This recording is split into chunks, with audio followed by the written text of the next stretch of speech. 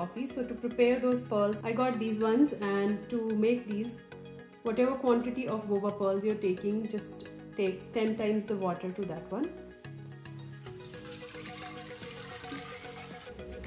So now, since the water has come to boil, we will add these bobas. We need to boil them for 5 minutes, but first we need to stir them so they just don't sit on the bottom. The tapioca pearls are ready. When they are ready, they start floating like this, and they are all lightweight already.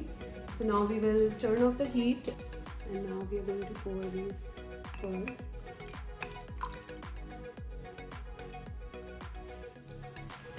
To brew the coffee, first of all, we will add sugar and coffee.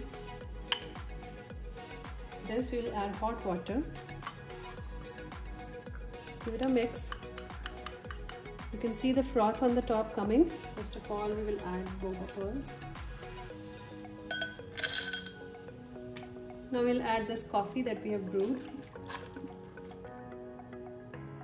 Milk.